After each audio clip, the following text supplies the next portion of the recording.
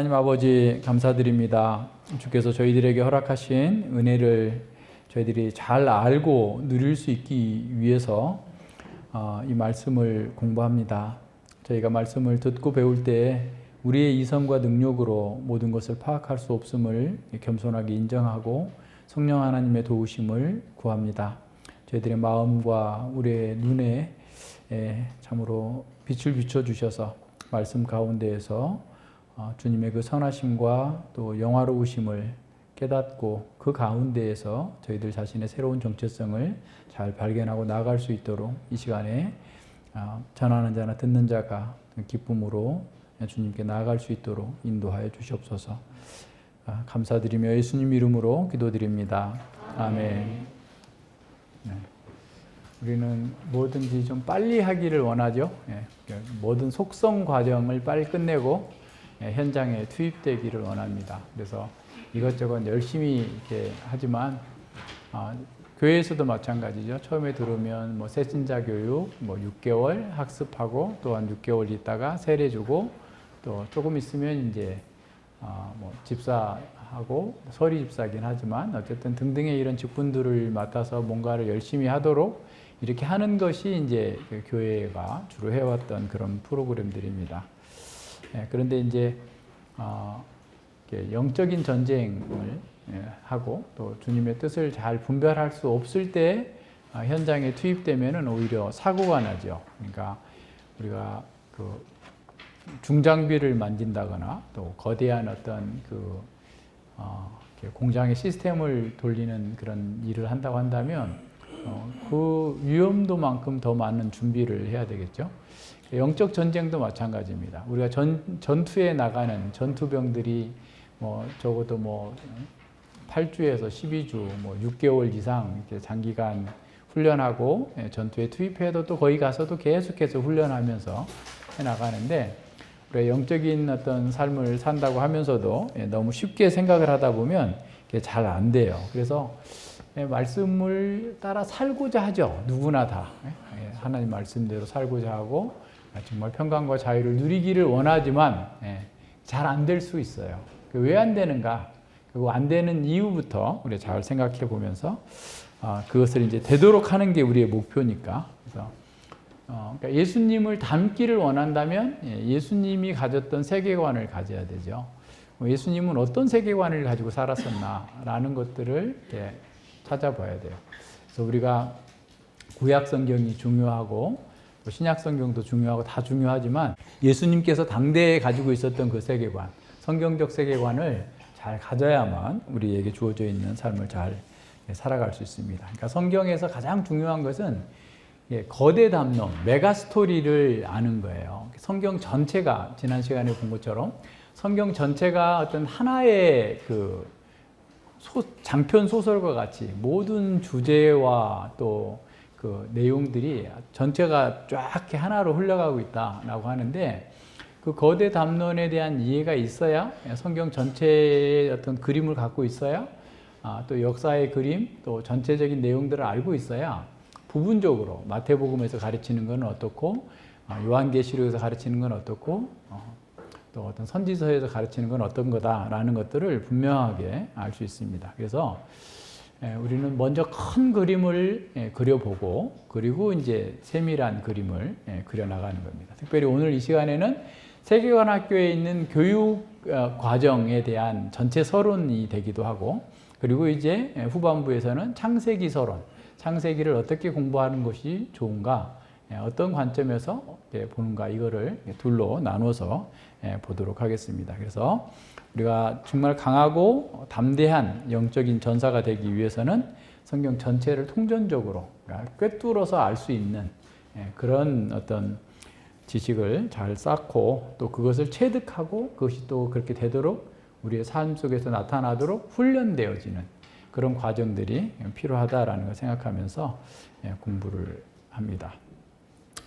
우리가 디모데후서 3장 15절로 17절에 보면 성경은 우리에게 구원에 이르는 지혜를 준다라고 그랬고 그리고 성경은 하나님의 감동으로 된 것으로 교훈과 책망과 바르게 함과 의로 교육하기에 유익하다라고 했습니다. 그러면 성경 속에서 성경이 우리에게 주는 것은 먼저는 우리가 구원에 이르는 지혜를 잘 이렇게 따라 나가야 되죠. 진리를 알고서 살아야 돼. 그러니까 성경은 단지 우리의 정보적 지식을 주고자 함이 아니라 경건으로 이끄는 거예요. 그러니까 하나님을 기쁘시게 하는 삶을 사는 것으로 이끌어가는 것이 성경의 주된 목적입니다. 그러니까 성경을 공부하면 공부할수록, 성경을 많이 알면 알수록 하나님께서 기뻐하시는 게 무엇인지를 알고 또 그것을 실제로 삶으로 실현해내는 거예요.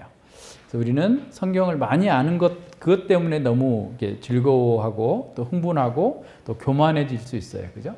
지식은 교만하게 하나 사랑은 덕을 세운다라고 그랬는데, 성경을 많이 알다 보면 세상이 줄 수 없는 그런 지식을 갖고 있기 때문에 자기도 모르게 우쭐해져요. 마음이 높아지게 돼요. 근데 그 마음이 높아지게 되면 사실 역효과인 거죠. 반대로 가야 됩니다. 그러니까 성경을 알면 알수록 자기 발견이 많이 돼서 자기의 자랑이 아니라 겸손하게 되고 겸비한 사람이 돼야 됩니다.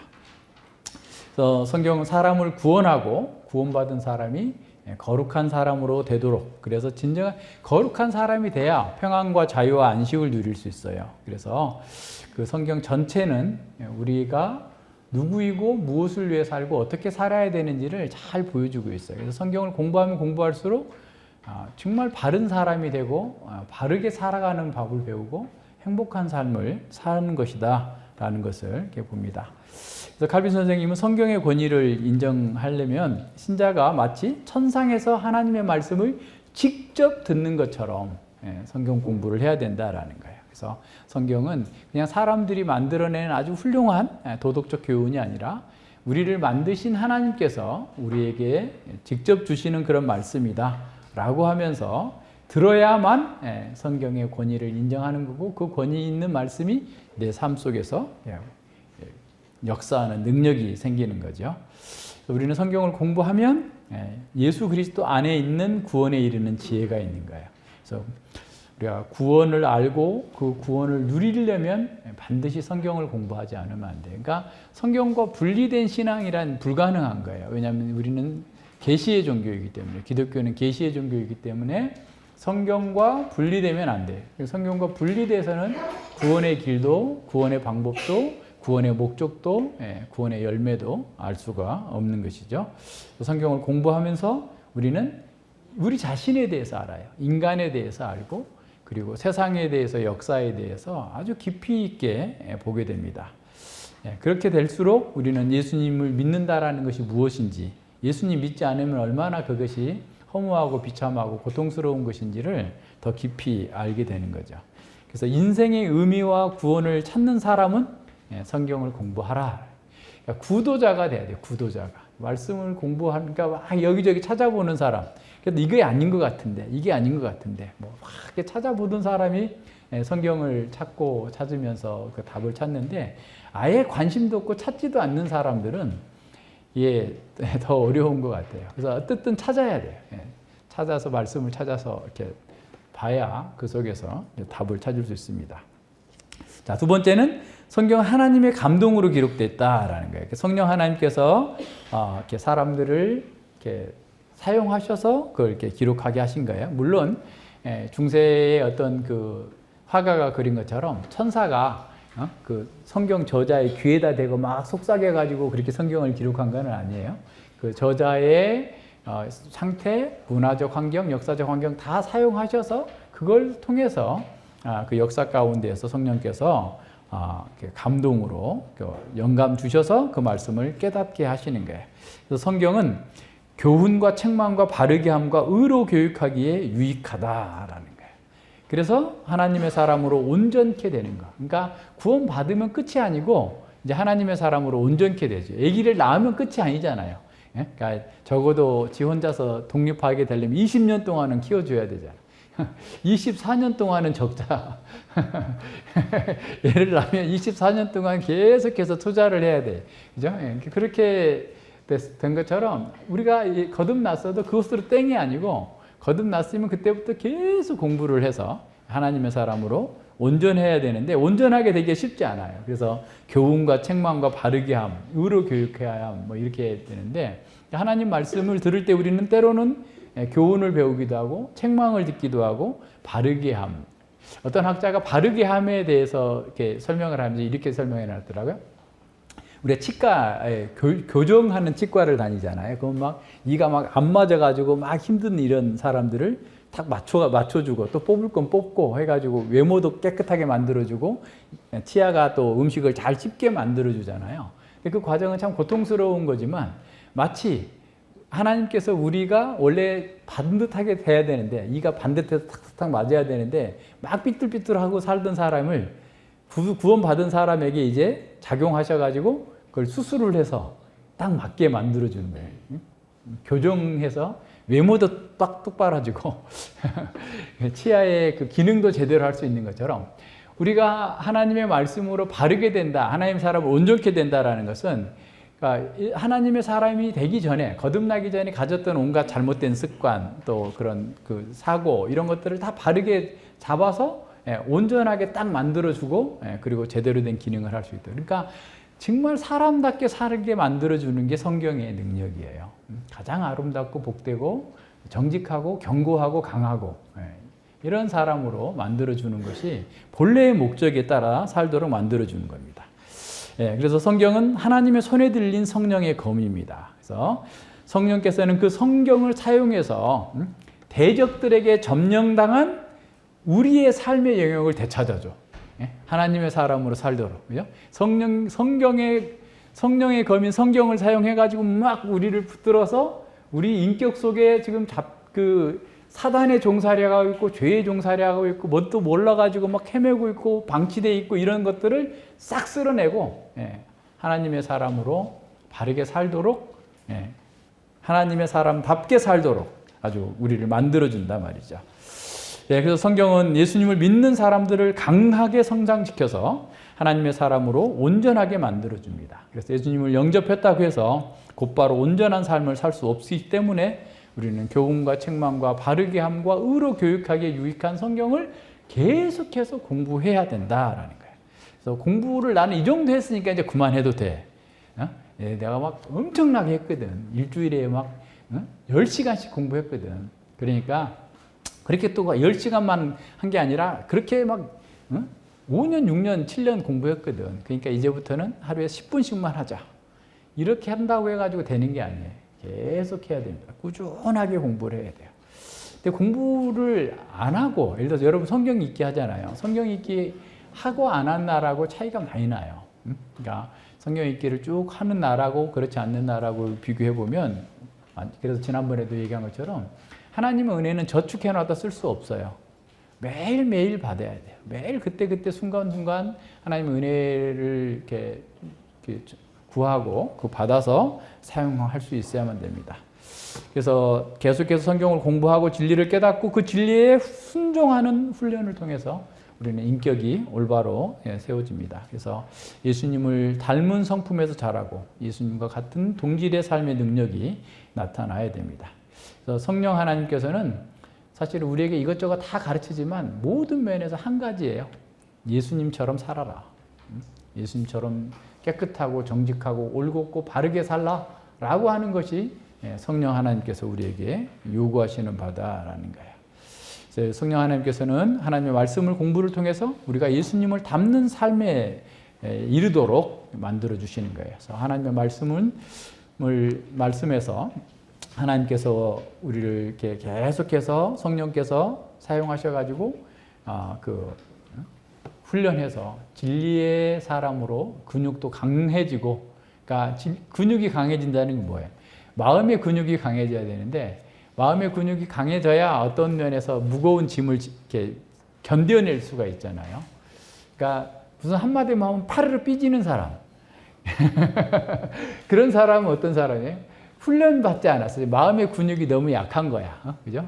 정서적인 면에서 약하기도 하고, 의지적인 면에서 약하기도 하고, 뭐 이런 여러 가지 어떤 그런 현상들이 나타날 수 있단 말이죠. 그러니까 그런 면에서 우리는 훈련돼야 돼요.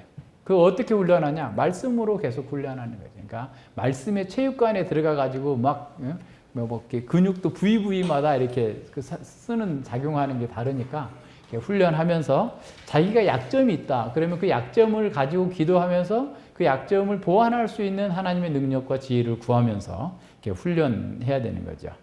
그렇게 했을 때 진정으로 우리가 기독교의 안식을 누릴 수 있습니다. 예수님의 성품을 담고 온유와 겸손해져서 하나님의 능력을 우리 속에서 사용할 수 있어요. 그래서 훈련하는 일에 열심히 해야 된다. 그래서 부지런히 성경을 공부해야 돼요. 성도들은.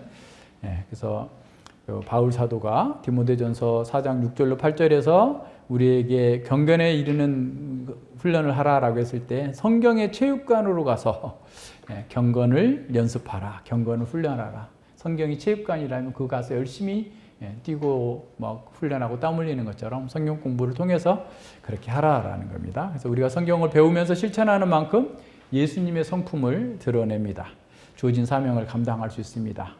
그래서 이거는 그리스도인의 삶은 아무리 자기가 똑똑하고 열심히 했어도 스스로는 안 돼요. 성령 하나님을 늘 의지해야 됩니다.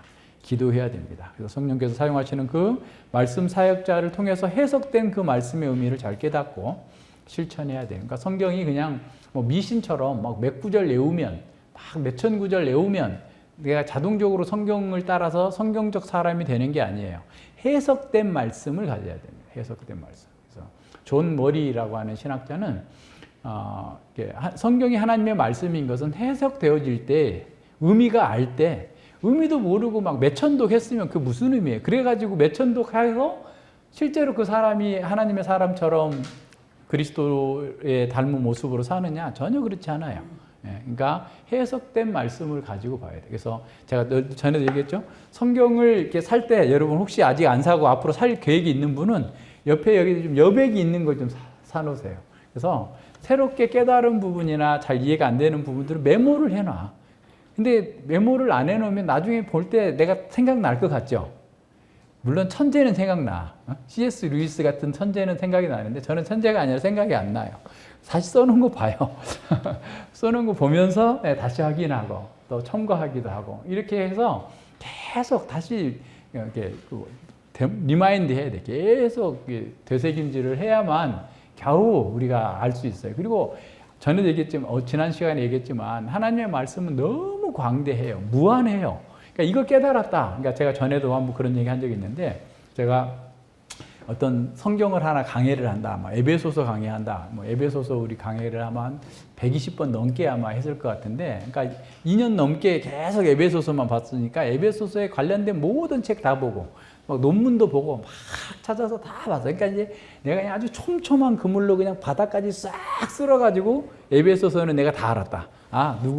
그 학자 이런 견해를 갖고 있고 그 학자가 이 본문을 이렇게 해석하고 있고 이 학자는 이렇고 이건 누구고 다 알았다고 생각했는데 그래서 이제 에베소서는 끝. 이제 이 정도면 내가 어디 가도 이렇게 얘기할 수 있어라고 했는데 몇 년 있다 새로운 책이 딱 나와서 딱 보면 이것도 새로운 관점이야. 그죠?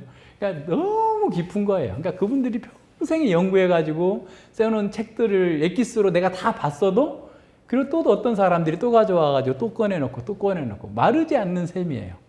그러니까 우리가 얼마만큼 공부를 했다고 해서 다 됐다고 생각할 수 없을 정도로 하나님의 말씀은 깊기 때문에 계속해서 끊임없이 공부하면 공부할수록 우리가 더 부요해지고 하나님의 그 선하심 안에서 기쁨을 발견하고 더 능력 있게 살아갈 수 있습니다.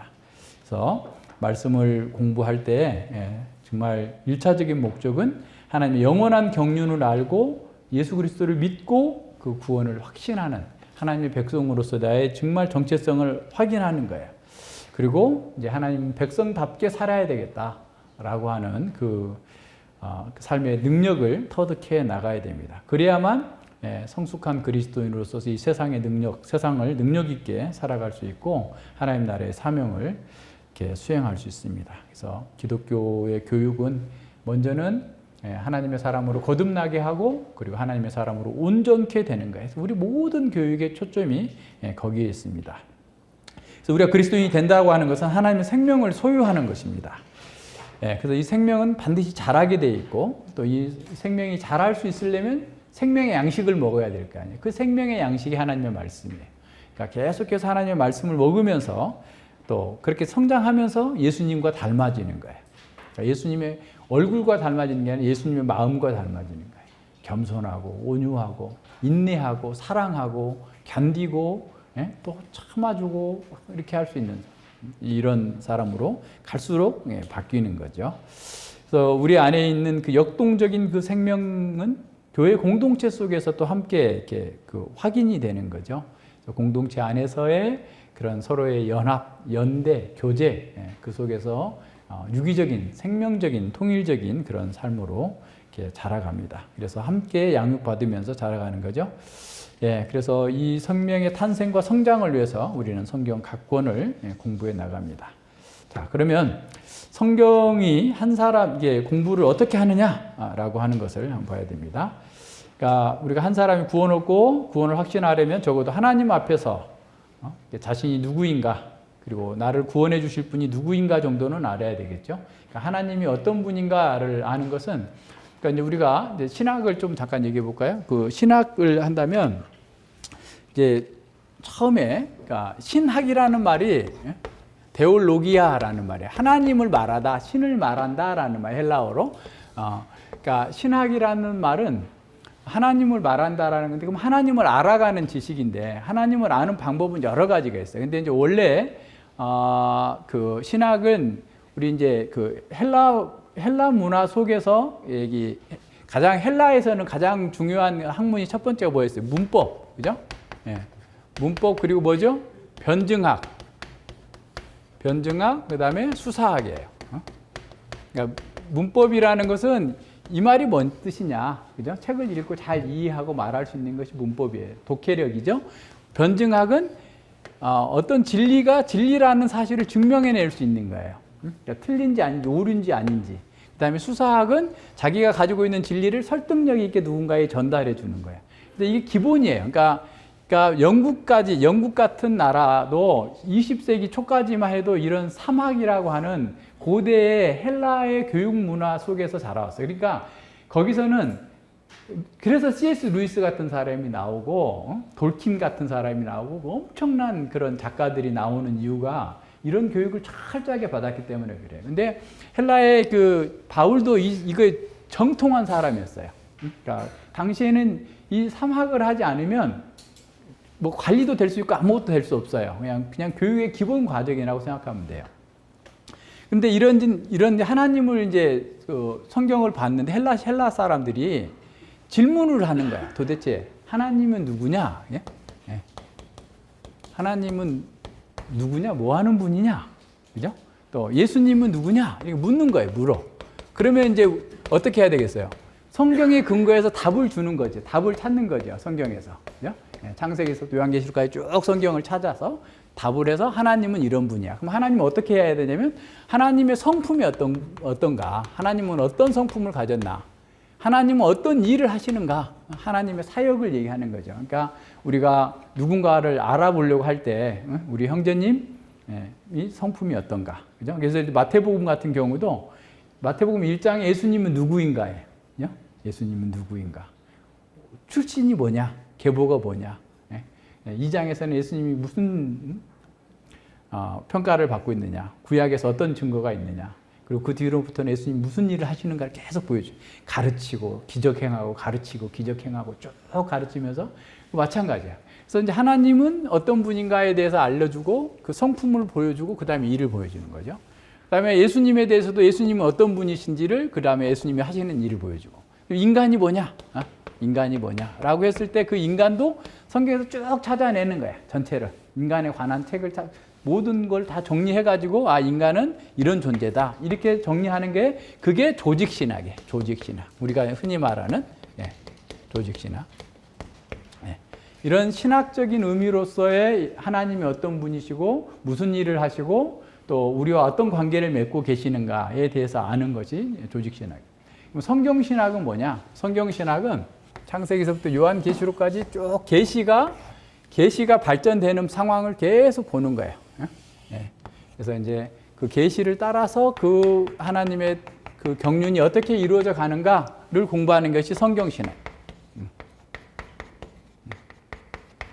그래서 이제 원래는 성경신학으로 처음부터 쭉 끝까지 공부를 해야 되겠지만 그러려면 시간이 되게 많이 걸리잖아요. 그래서 우리는 공부할 때 이 조직신학과 성경신학을 겸하여서 공부하는 거예요. 함께. 그러면 큰 숲을 보면서도 그 나무가 어떤 건지도 잘 보이고, 그죠? 그래서 적은 시간에 더 쉽고 빠르게, 온전하게 진리에 접근하는 방식으로 가는 거예요. 그래서 우리는 하나님을 아는 지식을 가지고 또 인간을 아는 지식도 가지려면 알아야 될 게 되게 많아요. 그죠? 우리도 우리 세상에서 직업을 얻기 위해서 공부하는데 얼마나 공부할 게 많아요. 그와 마찬가지로 하나님에 대해서 알아야 될 게 굉장히 많기 때문에 어떤 면에서 우리는 좀 전략적으로 접근을 해야 됩니다. 그러니까 이제 우리가 학교 다닐 때, 고등학교 다닐 때 국영수는 일주일에 한 5시간 하죠. 음악, 미술, 체육은 몇 시간 해요? 1시간이나 2시간밖에 안 하죠. 왜 그래요? 대학교 갈 때 도움이 되냐 안 되냐. 그게 중요하다 마다 그걸 둘째 치고 시험에 많이 나오는 거는 많이 공부하는 거고 시험에 안 나오는 거 조금 공부하는 거잖아요. 성경에도 마찬가지예요. 다 중요한 책이에요. 성경은 다 중요한 책인데 성경이 더 중요한 책이 있고 좀 덜 중요한 책이 있어요. 왜냐하면 그 말이 뭐냐면 우리는 시험에 많이 나오는 게 학교의 커리큘럼에서 교육과정에서 그 수업 시술을 많이 주지만 성경에서 중요하다라는 것은 이걸 모르면 다른 성경이 이해가 안 되는 거. 무슨 말인지 아시겠죠? 그러니까 이 성경을 모르면 다른 성경이 하나도 이해가 안 돼. 예? 가령. 그러면은 이건 중요한 거야. 그러니까 그것부터 공부해야 되겠죠. 그죠? 예. 그래서 이제 성령께서는 굉장히 중요한 지혜를 사용하셔서 교회가 정경을 모아요. 그러니까 교회가 이제 물론 그 사이에 정경들이 잘 이렇게 그 교회들마다 이렇게 모아져서 왔었는데 정경을 모을 때 그 중요도 순서대로 배치하게 만들어 놓으셨어요. 그래서 창세기와 모세오경이 맨 앞에 성경 맨 앞에 와 있죠. 마태복음은 사실은 마가복음보다 더 늦게 기록됐는데도 마태복음이 맨 첫 번째 와 있어요. 마태복음이 더 중요하다는 말이에요. 그리고 바울 서신 중에서 또 다른 일반 서신 서술 중에서도 로마서는 한참 뒤에 기록되어 있어요. 데살로니가 전후서보다도 늦게 기록되고 갈라디아서보다 늦게 기록됐고 한참 늦게 기록됐는데 오히려 최고 앞에 있어요. 그걸 알아야 된다는 거예요. 그러니까 그렇게 중요한 성경들을 먼저 우리가 공부하고 나면 다른 성경들은 좀 더 쉽게 공부할 수가 있겠죠. 그러니까 우리는 전략적으로 공부하는 거예요. 그래서 성경신학과 조직신학을 병용하되 중요한 성경을 먼저 공부한다. 그래서 그것을 참고하면서 이렇게 공부해 나갑니다. 그래서 인간에 대한 것도 그렇고 그 전체를 다 이렇게 보는 거죠. 그래서 우리는 성경에서 보여주고 있는 그 거대 담론을 늘 생각해야 돼. 큰 그림을 생각해야 돼요. 그래서 이제 보면 창조로부터 시작해가지고 창조, 그 다음에 새 창조, 예수 그리스도 십자가라고 생각하고, 그 다음에 이제 새 창조의 완성, 그죠? 새 하늘과 새 땅, 그죠? 새 땅으로 큰 그림을 일단 하나, 이게 이제 뒤에 나오지만 북엔드가 뭐예요? 책이 딱 놓으면 쓰러지지 않도록 양쪽 가에다 받쳐놓는 거 있잖아요, 그죠? 양쪽 가에다 받쳐놓은 북엔드로 딱 해놓고, 여기도 이렇게 딱 정해놓고, 그 다음에 이제 이게 역사의 종결이고 역사의 시작이잖아요. 그래서 역사의 시작부터 역사의 종결까지 성경이 보여주고 있는 인류 역사 전체 속에서 나는 지금 어디쯤 있나? 그리고 내가 무엇을 위해 창조됐고 어떻게 살고 어디로 가야 되나? 이것에 대한 분명한 이해를 하고 있어 성경을 봐야 돼. 그렇지 않으면 가도 어디 가서 이 말이 뭐 헤매는 거야. 근데 그걸 알고 나면 몰라도 잠깐 내가 이 본문에 대해 잘 몰라도 돼. 스가랴 13장이 말하는데 좀 어렵네. 그냥 건너뛰어 그거는. 건너뛰어도 돼. 그리고 성경을 공부할 때도 그 지혜로워야 돼. 옛날에 우리 그런 거 있잖아. 우리 뭐 수학 문제 하나 못 풀면 나 잠 안 잘래 하면서 확 풀지도 못하고 잠도 못 자고 좌절만 하잖아. 그렇게 되면. 그죠? 그렇게 하지 말고 모르는 건 넘어가. 넘어가야 돼. 넘어갔다가 때가 되면 알게 될 때가 있어요. 그러니까 예를 들어서 꿀단지가 있어. 꿀단지가 지금 저 마당에 이렇게 감춰놨어. 천연 토종꿀을 갖다가 감춰놨는데 꿀이 먹고 싶다고 영하 20도 30도 돼가지고 그냥 땡땡 얼었는데 곡괭이 가지고 와서 막 파면 어떻게 되겠어요? 그렇게 되면 예, 꿀단지가 깨져버려 어려가지고 힘들어서 파지도 못하고 그럼 어떻게 하면 돼요? 기다려. 온도가 영하 20도에서 영상 10도, 20도 될 때까지 기다리면 손으로 파도 팔 수 있잖아. 응? 그것처럼 성경도 좀 어려운 진리들이 있어요. 그럼 그 어려운 진리는 다른 것들이 알아줘야 그게 알아지는 거야. 무슨 말인지 알겠죠? 그러니까 다른 거는 아무것도 모르겠는데 나는 지금 새하늘과 새 땅만 찾을 거야. 무천년설이고 응? 이 천년왕국 나 그거에만 관심 있어. 예수님 언제 오실지 그 날짜만 나는 관심 있어 하면서 맨날 그것만 파도 알 수 없어요. 그거는. 응? 그러니까 기본부터 해야 돼. 기본부터. 그러니까 적어도 구구단을 외워야 방정식을 할 수 있잖아. 삼과감수도 할 수 있고. 근데 구구단도 안 외워놓고 내가 지금 막 방정식을 풀겠다 하고 함수를 풀겠다 하면 그거 되냐고. 안 되지. 성경도 마찬가지예요. 그래서 하나님께서는 가장 좋은 지혜를 따라서 연약한 인간을 사용하셔서, 그러니까 내가 만약에 천사였다면 한 번에 딱 알았다면 이것도 몰라 그냥 하면서 너 자격 없어 이렇게 할 텐데 저도 그냥 맨날 헤매고 기르고 이렇게 하다가 여기까지 왔잖아. 그러니까 나하고 똑같네. 그래서 참아주고 기다려주고 그래서 그 사람의 입장을 생각하면서 함께 그 문제를 풀어나가는 거예요. 하나님 그렇게 하셨어요.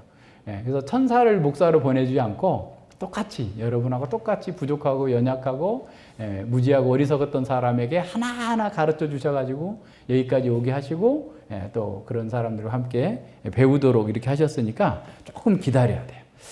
그러면 이제 아까 거대 담론 얘기했잖아요. 성경의 이 큰 줄기 4개 반드시 이해하고 가면 돼요. 첫 번째는 뭐냐면 하나님 나라, 하나님 나라. 성경은 처음부터 끝까지 하나님 나라를 얘기하고 있어요. 그러니까 이 하나님 나라에 대한 기본 개념을 갖고 있어야 성경이 어디를 보더라도 이해가 돼요. 그죠? 두 번째, 하나님의 임재. 하나님께서 함께 한다, 임재. 하나님과 함께 하는 거. 그래서 요셉이 맨날 뭐 복 받았다. 왜 복 받았는데 하나님께서 함께 하셨다. 다윗이 하나님께 함께 하셨다. 다니엘과 함께 하셨다. 함께 하셨다. 함께 하셨다. 함께 하셨다. 그러니까 하나님의 임재가 또 성경 전체를 흐르고 있어요. 그러니까 하나님의 임재. 그 다음에 또 뭐죠? 언약. 어떻게 하나님이 우리와 함께 살 수 있나? 하나님께서 우리와 함께 할 수 있는 근거가 뭐냐? 언약이다, 언약. 그러니까 성경 전체가 언약으로 연결되어 있어요. 그러니까 언약을 몰라도 성경이 뭘 말하는지 잘 모르래. 그죠? 그리고 또 하나는 이제 언약이 깨지게 돼. 이제 창세기 3장에 가서 언약이 깨지면 다시 회복해야 될 거 아니에요. 다시 회복하는데 그 언약을 회복하시는 분으로서 거룩한 용사. 그래서 이 거룩한 용사는 창세기 3장부터 요한계시록 19장까지 쫙 드러나요. 그래서 이러한 거대 담론을 일단은 갖고 있어야 돼. 무슨 말인지 아시겠죠? 그래서 이러한 큰 거대 담론 속에서 중간중간에 플롯이 들어가 있어요. 어떻게 될 건가. 그죠? 그래서 이 내용들을 전반적으로 쭉 이해를 한 후에 봐야, 그래야 이 언약이라는 큰 틀 속에서 십계명이 뭐고 뭐가 뭔지가 나오는 거예요. 그죠? 그러니까 우리가 서신서에서도 이런저런 교훈이 나오는 것도 그렇고, 선지자들이 왜 저렇게 사람들에게 강하게 말해도 저렇게 강박하게 안 듣나? 이유가 뭘까? 이 답이 다 거기에 들어있어요. 그죠? 그래서 이렇게 성경 전체의 큰 틀을 생각해야 된다라고 하는 것들을 보면서 잠깐만 좀 더 설명을 할게요. 넘어가 버리면. 자, 하나님 나라. 창세기 1장과 2장이 사실 하나님 나라를 보여줘요. 하나님 나라. 그리고 요한계시록 그 20장, 21장, 22장이 이게 완전히 하나님 나라 회복이에요. 그래서 여기 에덴 동산이죠. 마찬가지로 새하늘과 새 땅도 에덴 동산과 같이 하나님의 임재의 극치, 더 이상 성전이 필요 없다라고 그랬죠. 그래서 이 하나님 나라가 임했는데 사단의 그 침범으로 말미암아 가지고 이 3장, 창세기 3장에 사단이 나오죠. 사탄. 사탄의 침범으로 하나님 나라가 깨지잖아요. 그래서 그 하나님 나라를 회복하는데 거룩한 용사가 계속 나와요. 그러니까 이제 거룩한 용사도 이사야의 표현대로 한다면 하나님께서 대리자를 세워요. 에이전트를 세워요. 그러니까 왕을 세웠다가 쭉 갔다가 나중에는 백성이 됐다가 쭉 하는데 결국 그 거룩한 용사는 예수 그리스도. 예수 그리스도께서 사탄의 머리를 깨시고 우리를 구원해서 하나님 나라로 옮기시는 거예요. 그래서 거룩한 용사가 마지막에 여기 요한계시록 19장 11절 이하에서 백마 타고 와가지고 쫙 쓸어 나가시는 거룩한 용사의 그 마지막 정리 장면이 나오고 20장에 가서 마지막으로 다 심판에 불못에 집어넣는 그 상황이 나와. 근데 신기하잖아요. 처음 끝에 2장, 마지막 끝에 2장 하나님 나라 완성인데 그거를 부셔뜨렸던 사탄이 마지막 끝에 3번째 장에서 마지막 종말 멸망을 당하고 있어요. 이것도 누가 장을 만드는 이런 걸 생각하고 만드는지 모르지만 어쨌든 그렇게 구성이 되어 있어요. 그죠? 그래서 하나님 나라와 하나님 임재를 우리는 계속 가는 거예요. 그래서 이제 구약 시대에는 그림자적으로 자꾸 보여주죠. 하나님이 함께 했을 때 이 사람들이 얼마나 복받았고 얼마나 능력이 있고 지혜 있고 승리했는지. 그런데 신약에 와서 예수님께서 승천하신 후에 자신의 영을 보내주셔서 성령을 보내주셔서 항상 우리와 함께 하시는 거예요. 내가 땅 끝까지 이 세상 끝날까지 너희와 함께 하시리라. 지금 우리는 그래서 아까도 우리 오전에 말씀 들은 것 중에서 생각한 것처럼 우리는 어떻게 예수님과 떨어질 수가 없어요. 항상 성령으로 우리와 함께 하시는 거예요. 하나님 임재가 이루어졌어요. 그러니까 하나님의 임재 가운데 사는 하나님의 백성은 언약을 따라서 신실하게 살라라는 게 끝까지 나와요.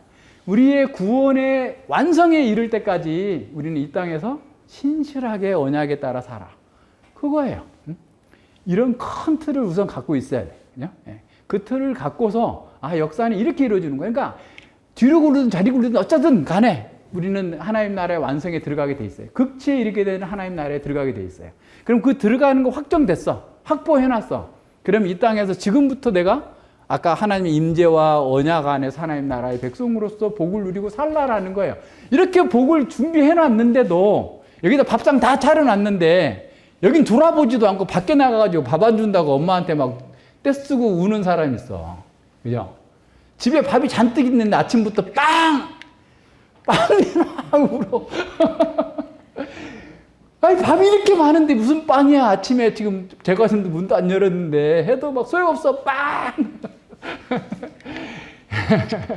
그런 사람들이 교회에도 많이 있어, 교회에도. 말씀을 공부하면 되잖아. 공부하면 되는데 안 하고 맨날 불평해. 그렇게 하면 안 된다는 거죠. 자, 그 다음에 이제 보세요. 우리가 이제 창세기 첫 번째 이제 이번 학기에 배우는 거. 창세기와 기독교 세계관은 우리가 창세기 전체를 공부하면 좋겠지만 그렇게 시간이 안 되니까 창세기 1장부터 이제 11장까지 또 12장 뭐 조금 더해서 15장, 17장까지도 잠깐 보긴 합니다만 1차적으로 창세기는 창세기 1장부터 11장을 공부해요. 이게 모든 게 다 들어있어요. 여기 이거를 공부 안 하면 나머지 성경 하나도 이해가 안 돼. 근데 보통 교회에서 이걸 잘 공부 안 하잖아요. 그게 문제인 거예요, 사실은. 그게 문제. 그러니까 그냥 해야 되는데, 그죠? 그래서 여러분들이 많이 공부하셔가지고 이거를 하도록 여러분들이 먼저 가르치시고 또 하도록 해야 돼요. 창세기에는 모든 시작이 다 들어있어요. 인간의 시작, 역사의 시작, 언약의 시작, 타락의 시작 모든 것들이 다 들어있고 어떻게 구원해 가실 것인지에 대해서 나와요. 이따가 이제 그 뒤에 가서 창세기 그 서론할 때 조금 더 할 거니까 여기는 조금 더 그냥 넘어가요. 근데 이제 보세요. 우리가 성경에서요 중요하게 생각해야 될 문제 중에 하나가 뭐냐면 성경에서 그냥 전제되어 있는 것은 말하지 않아요. 근데 그 전제되어 있기 때문에 말하지 않는 게 더 중요할 수가 있어요. 그게 무슨 말이냐면 우리는 대한민국에 살잖아요. 우리 대한민국 민주공화국이다. 맨날 입에 달고 다니지 않잖아요. 촛불 시위할 때나 무슨 그런 말 했었지. 누가 뭐 우리가 민주공화국에 또 물론 독재하려고 누가 나타나면 그런 말을 하겠지만 일반적으로 그런 말 안 하잖아요. 우리는 민주주의, 자유민주주의, 시장경제를 추구하는 그런 나라다라는 게 기본으로 깔려 있어. 그러니까 우리가 글을 쓸 때 굳이 그런 말을 쓰지 않잖아요. 그냥 다 그걸 전제하고 있으니까 성경에도 마찬가지야. 그게 다 전제되어 있으니까 그 말을 안 쓰고 다 얘기를 하고 있는 거예요. 근데 그게 안 쓰고 전제되어 있는 게 뭐냐면 여기 다 들어있단 말이에요. 창세기 1장과 11장에 다 담겨져 있기 때문에 이거를 모르고서 전제되어 있으니까 저자들은 말 안 해. 다 알고 있을 거라고 생각하니까 전제되어 있기 때문에 안 한 거야. 그런데 우리는 이걸 모르고 지나가 버리면 모르는 거예요. 예를 들어서 근데 내가 지금 예를 들어서 중국이나 아니면 북한에 있는 사람한테 편지를 쓴다고 할 때 니네 공산주의 독재 정권은 잘못된 거다. 가령. 왜냐하면 하면서 원래 국민 주권의 원리에 따라서 민주주의란 뭐 삼권 분립이 이렇게 되고 이렇게 돼서 이렇게 해야만 그래도 민주주의가 뭐 최고의 제도는 아니지만 그래도 타락한 인간들에게는 그나마 제일 좋은 제도인 것 같다. 이런 말을 할 때나 그런 말을 쓸 거 아니에요. 그러자면 평소에 왜 그런 말을 하고 다니지? 좀 정신 나갔다고 그러지. 그런 말 쓰면 저자들도 마찬가지. 그 당시에는 성경이 쓰는 게 엄청 어려워요. 양 한 마리 가봐가지고 가죽 쫙 뺏겨가지고 써봐야 그 뭐 우리말로 말하면 200자 정도밖에 못 써요. 그럼 얼마나 비싸겠어요. 양 가죽이 수백 개 있어야 되는데. 그러니까 그렇게 못 쓰고 전제된 것은 아예 안 써요. 그리고 그 띄어쓰기도 안 해요. 우리가 다 띄어쓰기 해놨기 때문에 그렇지만 띄어쓰기를 안 하는 대신에 그 사람들 어떤 기호를 하나씩 붙여놔요. 그러니까 읽는 사람이 알 수 있도록. 그리고 이제 당시에는 구전 문화 다 외우는 거예요. 외우기 때문에 외우기 좋게 또 그렇게 써놓은 거예요. 리드미컬하게. 그래서 그런 것들을 우리가 전제하면서 봐야 되는데 지금 왜 얘기하냐면 창세기 1장과 11장이 성경의 저자들에겐 다 전제되어 있어. 그러니까 그 내용을 쓰지 않았어도 그걸 알고 있어서 그걸 보고 있어야 다른 성경이 보인단 말이에요. 이해하시겠죠? 그러니까 이 창세기 공부를 그렇게 하라고 한 거야. 그죠? 그게 돼야만 그 다음이 되니까 그렇게 해야만 된다라는 겁니다. 예, 그 다음에 조금 넘어가서 그 다음에 이제 우리 다음에 뭘 하냐면 창세기 다음에 이제 구약 역사와 십계명을 하는데요. 그 다음에 이제 구약 역사를 해요. 예, 구약 역사. 구약은 어떤가? 그러니까 이걸 공부하고 나면 구약 역사도 굉장히 쉬워요. 이것들이 뭐 이 왕이 어쩌고 저 왕이 어쩌고 이건 뭐고 저건 뭐고 막 이렇게 나와 있는 것 같아서 복잡해. 이름도 외우기 어렵고 뭐 어렵고. 근데 때가 되면 다 이게 쉬워요. 예? 구약 역사와 십계명을 공부해. 율법을 공부해요. 예. 십계명을 보면 이건 그렇게 되면 이제 구약을 퉁치는 거야. 우리는 두 학기만 하면 구약 성경 전체가 뭘 말하는지가 다 나와. 그죠? 얼마나 재밌어요. 그래서 선지사 이사야가 왜 이렇게 그랬나, 예레미야가 왜 그랬나, 에스겔은 왜 그랬나, 호세아는 왜 그랬고 다니엘은 왜 그랬고 여기 이거 공부하면 다 나와. 뭐 때문에 그런지, 왜 이스라엘은 망했나, 북이스라엘 망했으면 유다는 안 망해야 될 텐데 왜 유다는 또 망했나, 뭐 등등의 수많은 얘기들이 이 두 번째 강의를 잘 들으면 이제 해결이 돼요. 해소가 돼요. 자, 그럼 세 번째 뭐 해야 돼? 이제 예수님이 오셨어요. 신약으로 넘어와. 마태복음으로 넘어와요. 하나님 나라를 공부할 거예요. 예, 하나님 나라를 공부해. 어떻게 하나님 나라가 이렇게 됐다가 저렇게 됐다가 이렇게 됐다가 어떻게 됐다. 예수님이 와서 하나님 나라를 세웠다는 도대체 하나님 나라는 어디 있는 거야? 그래서 천국 그러니까 나 빨리 천국 가고 싶어. 맨날 죽어서 가는 천국만 생각하는 거야. 아니에요. 하나님 나라는 지금 우리 안에 있어요. 그래서 하나님 나라가 도대체 뭔가. 그러니까 하나님 나라도 모르니까 사람들이 이 땅에서 살 때는 아무렇게나 살아. 그냥 뭐 비리도 저지르고 뇌물도 받고 뇌물도 주고 사업할 때도 다 이렇게 하고 막 하면서 엉망으로 살아놓고 나는 그래도 헌금했고 11조 했고 주일 성수했으니까 나는 구원받을 거야. 이런 정도로 사는 거예요. 빨리 또 그것도 안 되면 빨리 죽어서 천국 가야지. 지금 여기서 하나님 나라의 통치를 받지 못하면 죽어서도 가지 못해요.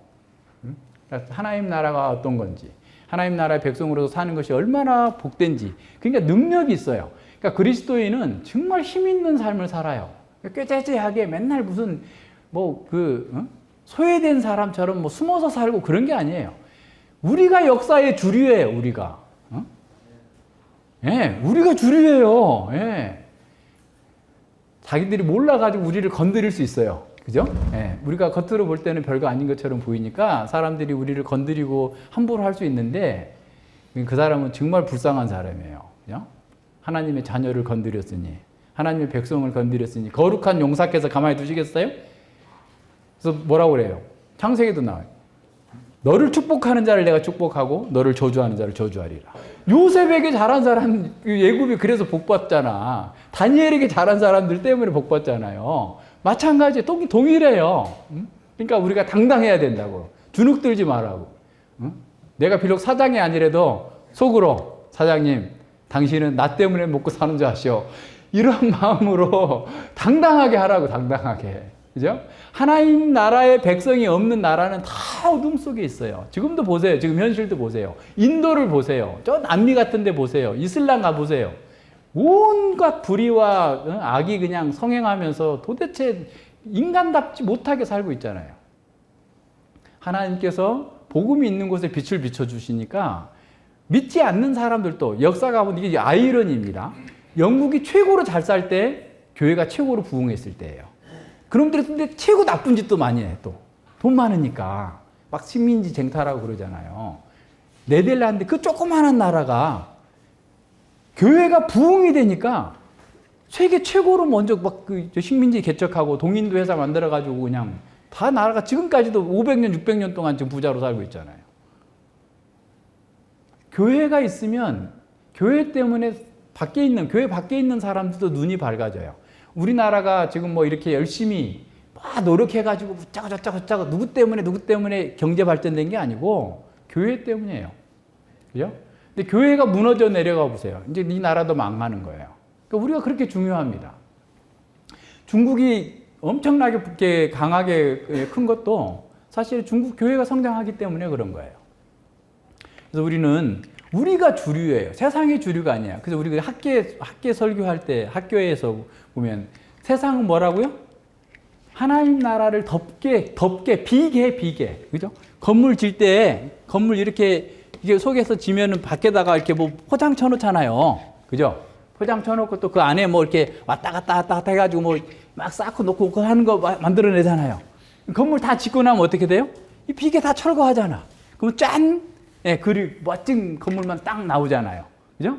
지금 세상이 막 엄청 분주하게 돌아다니고 뭐 별짓을 다 하고 돌아다녀도 결국 그것들은 하나님 나라를 완성해 가는데 도와줄 뿐이다. 그러니까 우리는 그것들을 보고 부러워하지 말자. 주눅들지도 말자. 우리는 하나님 나라의 백성으로서 영원한 나라.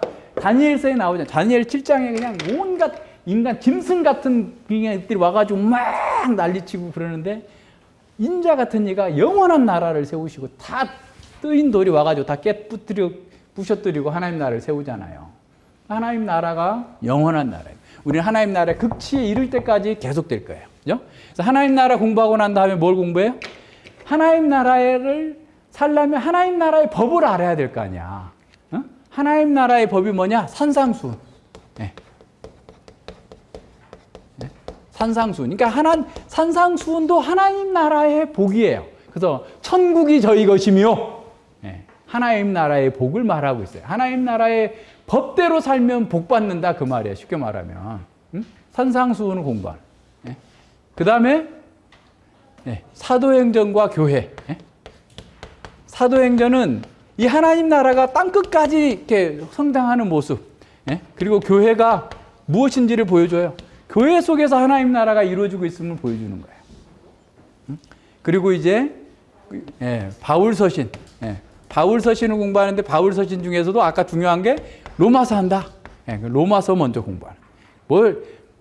에베소서도 좋고 뭐 데살로니가 전후서도 좋고 고린도 전후서도 좋고 다 하지만 어쨌든 바울서신 속에서 나타나고 있는 이 세상 속의 교회가 어떠한 생각을 가지고 사는가, 이 세상 속에서 성도는 어떤 세계관을 가지고 세상에 수많이 도전해 오는 그런 압박과 그 말도 안 되는 사이렌의 소리에, 유혹의 소리에 어떻게 이겨내고 살 것인가, 그걸 보여줘요. 아주 분명하게. 국가와는 관계는 어떻게 하고 이웃과의 관계는 어떻게 살고 세금은 어떻게 해야 되고 뭐는 어떻게 해야 되고 다 들어있어요. 그러니까 이 세상에서 하나님 나라가 극치에 이르기 전까지 이 땅에서 우리는 어떤 자세와 태도로 어떤 능력으로 세상을 이겨나갈 수 있는가, 이거 공부하는 거예요. 그리고 이제 바울서신이 끝나면 이제 요한계시록, 요한계시록과 종말론, 요한계시록과 종말론을 공부하는데 이제 다 됐어. 이제 다 왔어. 이제 주님 앞에 다 올 때까지 우리는 어떤 세상에서 주님 앞에 설 때까지 얼마나 악한 자들이 거룩한 용사인 우리를 공격하면서 교회를 무너뜨리려고 하고 결국은 거룩한 용사인 예수 그리스도와 함께 우리가 이걸 이겨낼 수 있는가? 이 바벨론 무너졌도다 바벨론이요 라고 선언하면서 바벨론 속에 있는 바벨론의 세계관을 가지고 있는 세상의 세계관을 가지고 있는 멸망할 곳에서 나와라. 그래서 하나님의 말씀대로 주님의 뜻대로 주께서 기뻐하시는 대로 사는 것이 그야말로 너희가 흰 옷을 입고 승리한 군대에 포함되어서 영원한 복을 누리는 거다. 지금부터 그때 가서가 아니라 지금부터. 그러니까 그런 삶의 능력을 갖고 살라고 하나님께서 우리를 부르신 거예요. 여기 와서 그걸 알고 배우고 능력 있고 힘 있게 세상을 능히 이겨서 살라라고 얘기하는 거예요. 그래서 우리는 공부할 때마다 그런 생각을 하는 거예요. 큰 틀에서 보고 내가 정말 하나님 나라의 백성으로서 하나님의 거룩한 군사로서 이 땅 가운데에서 하나님의 그 선하심과 능력과 아름다우심과 그 사랑과 은혜를 증거하고 전파하는 사람으로 살겠다라고 하는 그런 자세로 공부하면 됩니다. 그래서 하나님의 말씀을 공부할 때 그냥 뭐 공부하는 척 해가지고 무슨 의미가 있겠어요, 그죠? 또 멋지게 보이려고 무슨 의미가 있겠어요? 그냥 차분하게 공부하는 거예요. 뭐 어떤 사람은 노트 필기를 너무 잘해. 노트 필기가 목적이 아니잖아. 노트 필기해 뭐 네모도 치고 동그라미도 치고 뭐도 하고 열심히 막 했는데 그 다음부터 안 봐. 뭐하러 해요 그걸? 열심히 봐야지, 익혀야지, 그죠? 뭐 남한테 보여주려고 하는 거 아니잖아. 내가 주님을 닮고 내가 주님 안에서 힘있게 살고자 하는 거니까 그냥 누가 보든지 말든지 나는 열심히 하나님 말씀 안에서 겸손하게 공부하겠다. 이런 자세로 하면 돼요. 그러니까 그렇게 하면 하나님께서 은혜를 주십니다. 간절한 마음으로 지난번처럼 그렇게 해야 돼요. 그러면서 항상 성경 공부는 그러니까 저는 전에부터 아주 세계관하게 처음 시작할 때부터 그런 얘기했는데 제자 훈련 받았다고 하는 사람들이 굉장히 교만하더라고요. 이게 뭐야? 그럼 제자가 교만한 사람이야? 아니잖아요. 그럼 제자 훈련이 잘못됐거나 그 사람이 잘못됐거나 그럴 텐데 하여튼 다수의 사람들이 다 그런 거예요. 제가 만나본 사람들만 제안해서 본다면 도대체 뭘까? 그래서 제가 성경을 이렇게 열심히 가르치는데 나중에 교만해진 사람을 만난다면 난 실패한 거다. 적어도 깨닫고 못 깨닫고는 하나님께 달린 것이니 적어도 나랑 같이 공부한 사람은 교만해지지 않았으면 좋겠다. 교만해지지 않고 더 겸손하게 말씀을 공부하면 좋겠다. 이런 마음을 가졌는데 모르겠어요. 저랑 공부한 사람이 아이 당신한테 배웠다는 어떤 성도 보니까 교만하더만 라고 말할지는 모르겠으나 우리는 그러지 맙시다. 그죠? 우리는 말씀을 공부하는 대로 아까 얘기한 것처럼 경외하는 사람으로 경건에 이르는 지식으로 이 말씀이 사용되어져야 됩니다. 그래서 우리가 말씀을 공부할 때 성령 하나님을 의지해야 돼요. 거기 누가복음 8장 18절에 보면 너희가 어떻게 듣는가 스스로 삼가라 그랬어요. 그러니까 내 생각으로 내 마음대로 내가 뭔가를 막 알겠다고 내 머리로 다 아까 그냥 나는 이거 왕 깨달아지면 난 잠 안 잘 거야 막 하면서 그냥 그 자리에서 모든 거를 쇼부를 보려 하지 말고 기다리면서 차분하게 공부하고 또 하고 또 하고 하는 거예요. 어떤 자세로 듣는가? 삼가하라. 마가복음 4장 24절에서도 너희가 무엇을 듣는가 스스로 삼가하라. 지금 세상에 뭐 멋지게 사는 법, 뭐 재테크 100% 수익률 내는 법 이런 거 지금 듣는 게 아니에요. 우리는 더 큰 거. 지금 현세로부터 영원까지 우리 인생의 가장 중요한 진리들을 배우고 있는데 그것 가지고 뭐 이것저것 따지고 이럴 이유가 없잖아요. 그러니까 차분하게 공부해요. 그래서 말씀을 좀 냉정하게 따져보고 진리로 받아들여야 돼. 그리고 아니면 그때 가서 아니라고 해도 돼요. 그래서 현재 내가 가지고 있는 어떤 틀을 가지고서 이거는 맞고 저건 틀리고 이거는 나한테 해당 안 되고 저건 누구한테만 해당되고 이런 식으로 자기가 다 알아서 판단하고 평가해버리면 안 된다는 거죠. 그래서 우리의 목적은 하나님의 뜻과 인생의 바른 도리를 찾는 데 있는 것이지 우리의 짧은 이성으로 하나님의 영원한 경륜과 뜻을 공부한다면 안 되는 거예요. 그걸 평가해버리면 안 된다는 거죠. 그래서 우리의 마음에 성령께서 은혜 주시기를 바라면서 간절한 마음으로 기도로 준비하고 오세요, 여러분. 그러니까 주일날에 오전 말씀도 잘 받고 오후에도 잘 받고 이 말씀을 내가 깨달아서 정말 그런 삶의 능력을 갖게 해주십시오. 오는 중에도 기도하면서 올 수 있잖아요. 걸어오면서 버스 타고 지하철 타고 오면서 기도하면서 오셔서 공부하시라고요. 데살로니가전서 2장 13절에서 바울 사도는 데살로니가 교회들에게 이렇게 말합니다. 너희가 우리에게 들은 바 하나님의 말씀을 받을 때, 바울 사도는 가서 설교한 거예요. 근데 그걸 하나님의 말씀이라고, 자기가 전한 말씀을. 근데 그것을 그 성도들이 사람의 말로 받지 않고, 저 바울의 말이야, 저 누가의 말이야, 저건 누구의 말이야, 이렇게 받지 않고 하나님의 말씀으로 받았는데 진실로 그러하다. 이 말씀이 또한 너희 믿는 자 속에서 역사하느니라. 하나님의 말씀으로 받았더니 그 말씀이 그들을 변화시키는 거예요. 그들을 능력 있게 하는 거예요. 지혜롭게 하는 거예요. 그렇게 되라는 거예요.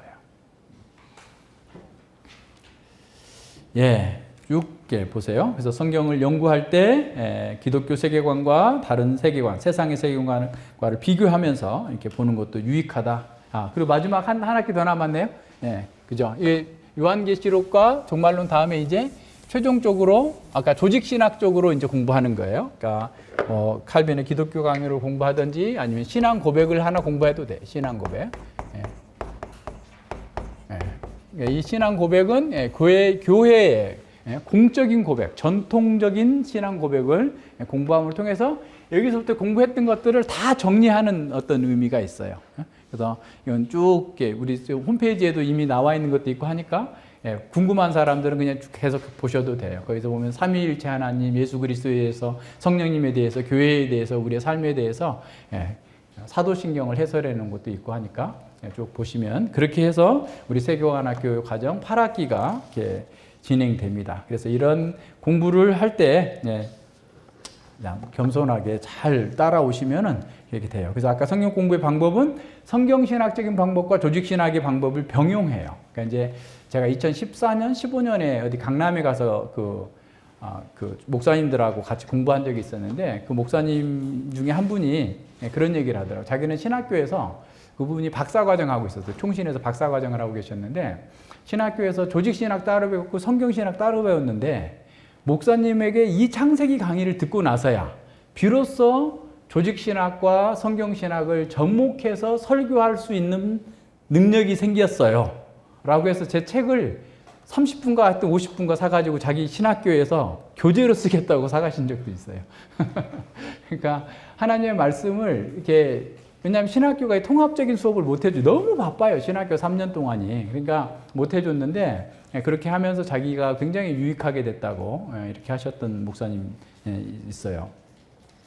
근데 어쨌든 우리 성경을 이렇게 전체적으로 보고, 큰 숲을 보면서도 나무도 보고, 나무를 보면서도 숲을 보고, 그러니까 어떻게 보면 만원경으로 넓게 봤다가 또 땡겨서 현미경으로 좁게 봤다가, 이게 줌아웃 계속 하면서 그걸 볼 수 있는 능력. 그러니까 넓게 보는 속에서 이 본문이 어떤 의미가 있나, 그죠? 그러니까 아까도 얘기한 것처럼 기본적으로 전제되어 있으면 말하지 않는다 그랬잖아요. 우리가 예를 들어서 하나님은, 나는 너희 하나님이 되고 너희는 내 백성이 되리라. 그 말은 언약 공식이에요. 언약 공식. 언약 공식이다 이렇게 쓰고 하지 않거든, 저자들은. 그죠? 그러니까 언약에 대해서 공부하고 나면 이 말은 하나님 언약이 성취가 됐구나 이제. 요한계시록 21장에서 계속 나오고 중간중간에도 계속 나오는 거예요. 너희들이 회개하면 이렇게 될 거다. 그게 다 이게 전제되어 있는 거거든요. 그러니까 그런 것들을 전체로 쭉 보면서 부분적으로도 또 잘 볼 수 있고. 그러니까 전체의 큰 틀을 가지고 있어야 되잖아요. 그래서 우리가 어디 내비게이션을 어디가 딱 누르면 하동을 딱 찍으면 하동을 가는 방법이 몇 개 쭉쭉 나오잖아. 그러면 이쪽으로 돌아가는 길도 있고 저쪽으로 돌아가는 길 있고 뭐 무료로 가는 길도 있고 고속도로 전용도 있고 막 이렇게 있는데 한번 쭉 보고서 내가 선택을 하잖아요. 눌러서 보는 것처럼 성경 전체도 쫙 한번 크게 보고, 그리고 그다음에 마태복음은 어떤 거고 또 바울서신은 어떤 거고, 이거 하나씩 보는 그런 그 공부를 이렇게 해야 됩니다. 그래서 그렇게 그래서 성경의 문맥을 잘 보라. 그래서 성경 해석의 가장 기본은 문맥을 주의하라. 문맥을 주의하라라고 했을 때, 이 문맥 안에는 사회적인, 문화적인, 역사적인 문맥이 있고, 또 이 신학적인 문맥이 같이 있어요. 그러니까 신학적인 문맥이라는 것은 성경 전체 속에서 말하고 있는 것이 어떤 의미인가. 또 사회 문화적 문맥, 역사적 문맥, 신학적 문맥. 이것을 동시에 고려해서 보는 거예요. 그러니까 이제 문맥을 벗어나면 그 본문을 빙자하는 것이 돼요. 무슨 말이냐면 우리가 한국말에 우리 배 있잖아요. 배. 뭐예요? 모르잖아요. 배가 침몰됐다. 있어야 이게 이 강의 배인 줄 알잖아요. 배 아프다. 그러면 이 배인 줄 알잖아요. 그죠? 배가 달다. 그죠? 그래서 모든 단어의 의미는 문맥이 결정하는 거예요. 그죠? 원래 고유의 의미가 있는 게 아니고 그 문맥 속에서 어떤 의미가 있느냐라는 거죠. 예를 들어서 에베소서에 보면 하나님께서 너에게 능력 주실 것이다 라는 말이 두나미스예요. 그 두나미스라는 말에서 다이나마이트라는 말이 나왔어.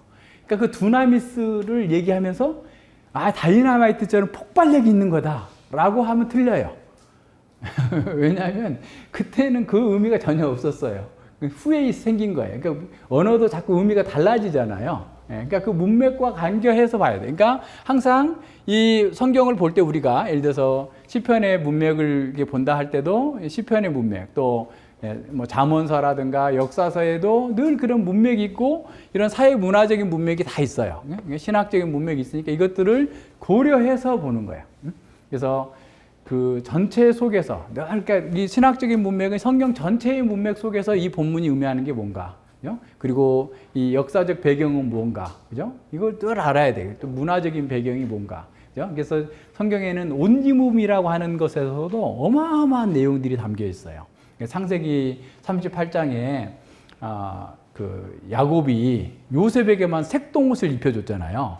그러니까 우리는 그냥 생각하기에 에이, 야곱이 말이야 특별히 요셉만 사랑해가지고 때때 옷을 입혀줬네. 형들은 아무 옷이나 입고. 그렇게 생각하기가 쉬운데 그때 색동옷은 장자라는 말이에요. 장자는 유산의 두목을 가져가잖아요. 그러니까 형들은 지금 엄청 커가지고 있는데 요셉이 몇 번째 자식이죠? 11번째 자식한테 장자권을 준다는 거야. 왜냐하면 원래 야곱이 사랑한 사람은 라헬이야. 그러니까 라헬의 아들이니까 네가 내 장자야. 내 상속권자야. 라고 해놓으니까 형들이 막 화가 잔뜩 났을 거 아니야. 평소에도 기분 나빠. 저 자식. 응? 왜 이렇게 생각했는데 장자권까지 준다니. 아유, 저거 꼴보기 싫어. 그런데 마침 비라와 그 여종의 자식들이 못된 짓을 하는 거야. 그 못된 짓이 뭐냐면 언약 백성답지 못한 짓을 하는 거야. 세상 백성들하고 올려가지고 이렇게 하니까 요셉이 꼬질내는 거야. 아버지 내가 봤더니 말이에요. 형들이 이래요. 그래? 그럼 막 데려와. 막 혼내기까지 해. 그러니까 이놈 내가 죽일 거야. 형들이 이렇게 하다가 죽인 거예요. 네. 그 옷 하나에도 얼마나 큰 문화적인 의미가 있어요. 그걸 우리는 전혀 생각하지 않고 보니까 뭔 소리인지 모르는 거야. 그 피, 그래도 막 그 짐승의 피를 발라가지고 이렇게 던져주잖아요. 그죠? 네. 그 자기 아버지한테, 야곱한테. 근데 그것도 붉은 것, 뭐가 생각나요? 예서를 속인 팥죽. 네? 야곱, 그러니까 지 형을 속였더니 자식한테 속임을 당하고 있구나. 저자는 아주 분명하게 그런 그 사인들을 쫙 집어넣어 놨어요. 그럼 어떻게 그걸 알 수 있느냐? 이런 역사적인 문맥, 사회 문화적인 문맥을 알아야 그게 이해가 되는 거죠. 쉽게 말하면. 그러니까 그와 같은 방식으로. 그래서 성경신학과 조직신학들을 잘 병용해가지고 말씀을 공부해야만 성경의 의미가 더 분명해지고 우리가 성경에서 가르치는 바를 잘 알 수 있다라는 거예요. 그래서 이제 해석학적 순환이라고 그래요. 우리가 조직신학에서 알았던 그 진리에서 출발해가지고 본문을 보고 또 본문의 의미가 더 깊어져서 또 더 깊은 조직신학적인 의미를 이렇게 찾아내는 거죠. 그래서 그런 모든 면에서. 그래서 이제 결과적으로는 늘 우리는 어떤 결론이 뭐냐 이렇게 나와야 되잖아요. 그죠? 설교를 했는데 다 설명을 잘했어. 그리고 결론이 없으면 어떻게 돼? 어쩌라고? 이렇게 되잖아요. 그러니까 오늘 본문에서는 이걸 가르치는 거다. 이걸 우리는 이렇게 적용해야 된다. 그게 나와야 적용이 있어야 되는 거죠. 그러니까 이와 같은 방식으로 계속해서 공부를 하다 보면 우리가 성경 전체가 가르치고 있는 바에 대해서 알기 쉽고 더 분명하고 명확하게 알고 그렇게 살기 위해서 사라지는 거예요. 살도록 해야 되는 거예요. 자, 그러면 우리는 어떻게 그렇게 성경 공부를 그렇게 하려고 하느냐?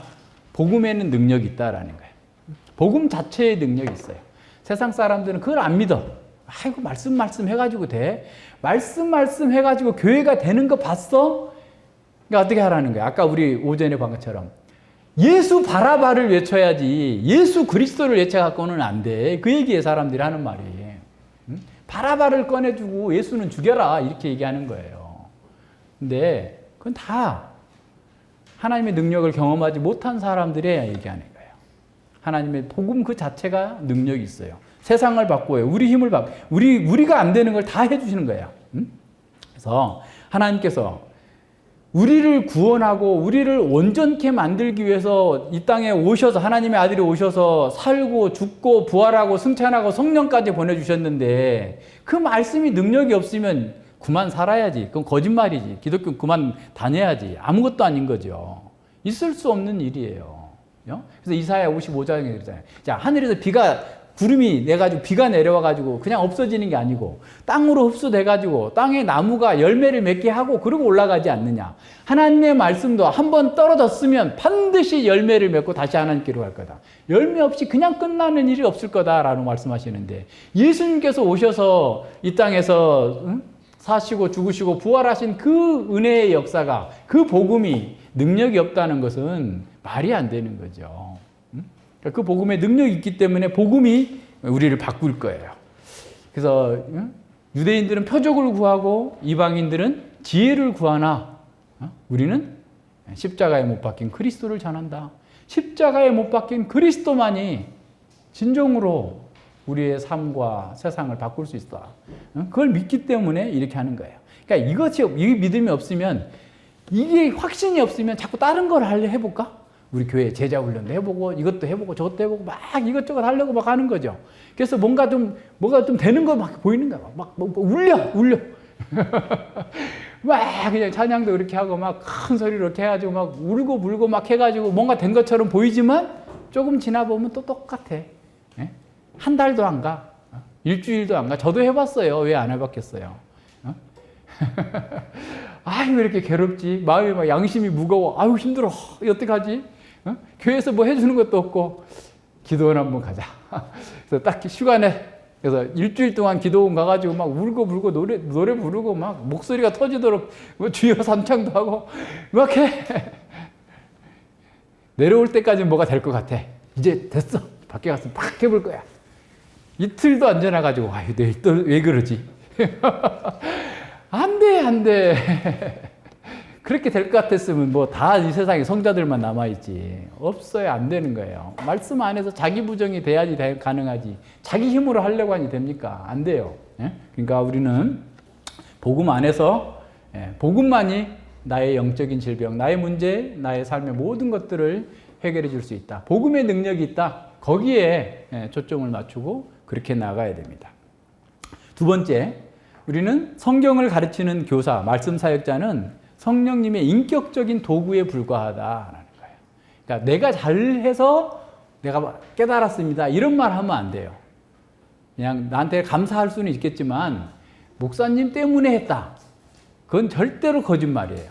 아니, 거짓말이라기보다 잘 몰라서 하는 말이에요.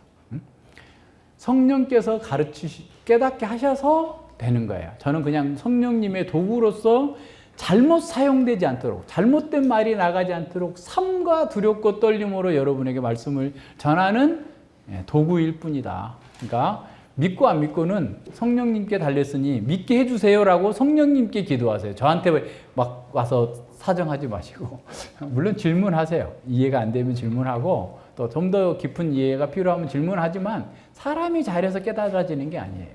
그래서 이렇게 노 목사가 말 잘해가지고 믿게 됐다 이렇게 말하면 저는 큰일 날 사람이 되는 거예요. 그러니까 목사님이 잘 설명해줘서 잘 설명해줬기 때문에 이해하는 데 도움이 됐다라는 정도는 이해할 수 있겠지만 저로 인해서 그렇게 되는 것은 아니다라고 하는 것을 생각해야 됩니다. 예, 그래서 그 웨스민스터 신앙고백서 그 1장 5절에서 이렇게 말씀합니다. 성경의 무오한 진리와 신적 권위를 믿고 확신하는 것은 우리 심령 속에서 말씀으로 또 말씀과 더불어 증언하시는 성령의 내적 사역을 통해서 이루어진다라는 거예요. 그러니까 성경에 있는 무오한 진리와 하나님의 말씀이라고 하는 것을 믿고 확신하는 것은 우리 심령 속에서 말씀으로 말씀과 더불어 증언하시는 성령 하나님의 역사 때문에 그렇게 된다라는 거죠. 그러니까 늘 성령께서 이 말씀을 듣고 깨닫고 변화되게 해달라고 기도하는 겁니다. 아브라함 카이퍼는 목사일 때 이런 경험을 한 거예요. 이 사람이 원래 약간 자유주의자였어요. 아무것도 몰랐어요. 근데 어느 성도가 목사님, 우리 집에 칼빈의 기독교 강요가 있는데 한번 읽어보시면 좋겠어요. 그걸 읽다가 이 사람이 눈이 뜨인 거예요. 이 사람이 그 네덜란드 화란의 수상도 하고 뭐 별걸 다 한 사람이에요. 엄청 뛰어난 사람인데 목사였는데도 몰랐던 거예요. 그러다가 어느 날 그러면서 이렇게 말합니다. 베일이 점차 벗겨진다. 눈이 성경에서 나오는 하나님의 빛을 향해 돌이키며 이제 우리의 내적 자아가 특출한 그 무엇을 본다. 마치 시각장애인으로 태어난 사람이 치유되어 아름다운 색깔을 보듯이 혹은 청각장애를 치유받은 사람의 아름다운 멜로디를 듣게 되는 것과 같이 온 영혼이 그것을 즐거워한다라는 거예요. 예? 얼마나 복돼요. 전에는 까만 건 글씨고 하얀 건 종이요. 한국말인데 왜 이렇게 이해가 안 되는 거야? 라고 하면서 그렇게 성경을 보기만 하면 졸리고 설교만 들르 하면은 왜 예배당에 오자마자 졸리는 거야? 잠자러 왔나? 할 정도로 맨날 졸고 그러던 사람이 성령께서 깨닫게 하시니까 이게 보이기 시작하는 거예요. 눈이 뜨이고 귀가 열리기 시작하는 거예요. 은혜의 역사예요. 렘브란트가 자기 어머니가 굉장히 신실한 그 그리스도인이었나 봐요. 그래서 이제 그 렘브란트가 그림을 하나 그렸는데 무슨 늙은 여인의 초상 이런 거 있는데 성경을 읽는 늙은 여인인데 어떻게 표현했냐면 성경에서 빛이 나와서 그 여인을 비추는 거예요. 응? 무슨 말인지 알겠죠? 그러니까 성경에서 빛이 나와서 그 늙은 여인의 모습을 비춘다. 그러니까 렘브란트는 성령의 조명으로 그 말씀으로 그 사람이 밝아진다라는 것을 그렇게 표현하고 싶었을 거예요. 하나님의 말씀이 속에서 빛이 나와서 여러분의 마음을 밝히 비춰주고 여러분의 표정도 밝아지고 여러분의 삶도 밝아지고 능력 있게 해주실 거라고 믿습니다. 그것이 하나님께서 하시는 일이에요. 자, 여기까지는 이제 성경 전체의 서론이고 이제 창세기 서론에 들어가겠습니다. 그 다음 보세요.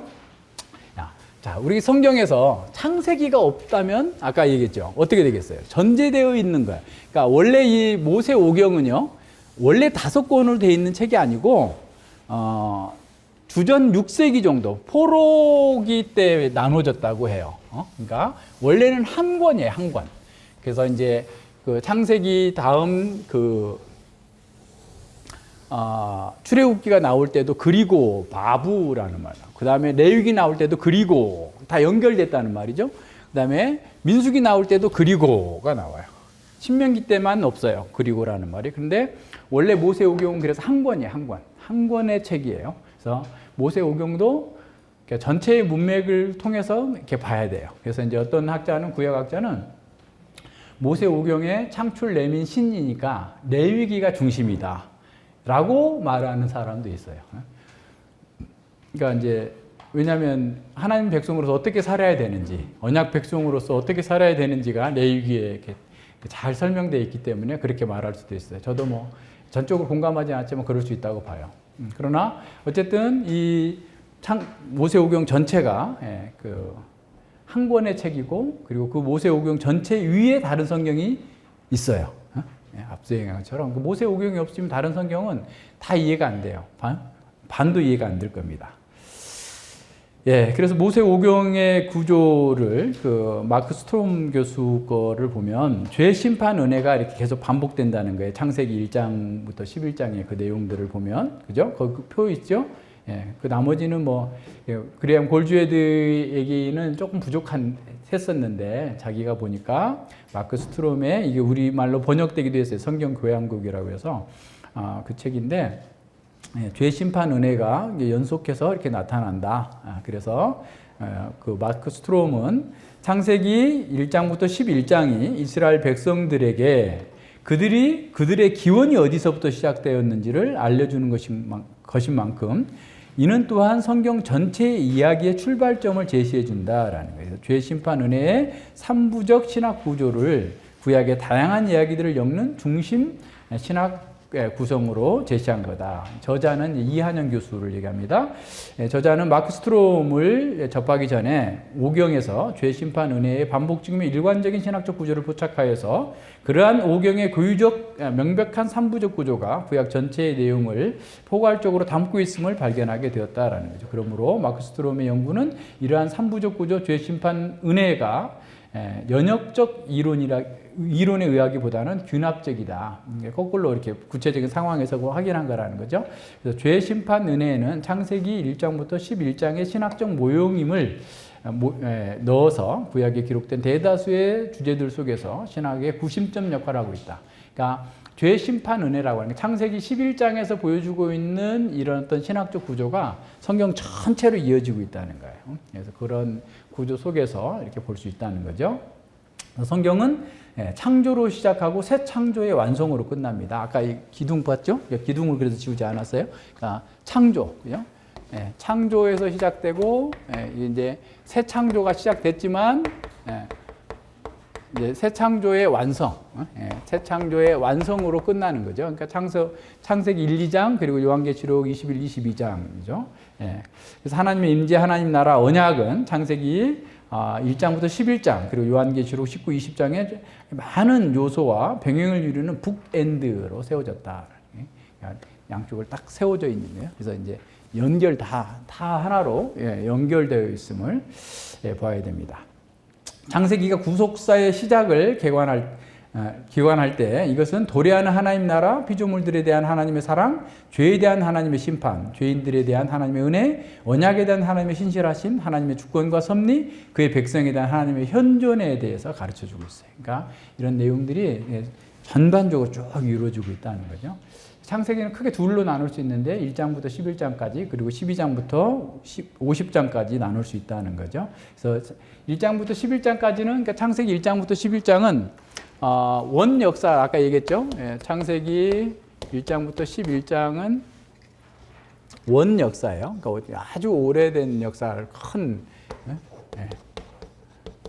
원 역사. 그 다음에 창세기 12장부터 50장은 이제 족장들의 아브라함과 그 이삭과 야곱과 요셉으로 이런 족장의 역사를 이게 쭉 다루고 있어요. 그래서 이제 우리는 다 다룰 수는 없고 1장부터 11장 그리고 12장에서 조금 더 나가는 그런 정도를 이렇게 다룰 거예요. 그리고 이제 11장도 이제 앞으로 공부하겠지만 창조와 타락과 홍수, 바벨탑 사건 이렇게 해서 쭉 이렇게 이루어지는 그 상황, 넓은 아주 그냥 줌을 넓게 빼가지고 지구 위에까지 가서 이렇게 보는 것처럼 이렇게 넓게 보는 거죠. 그리고 이제 아브라함부터 시작해가지고 쭉 역사가 이루어지는 것들을 이렇게 봐야 됩니다. 그래서 이제 창세기 1장부터 12장까지 쭉 이어지고 있는 그 사건들을 통해서 보면 인간의 타락과 범죄에도 불구하고 하나님께서 은혜를 베풀어 주셔서 그들을 구원하실 그 계획을 세우시고 그 구원의 계획을 아브라함과 그 유대 민족들을 택하셔서 온 인류가 함께 복을 받도록 하실 것을 계획하셨고 그걸 이루어 가신다라고 하는 것을 보여줍니다.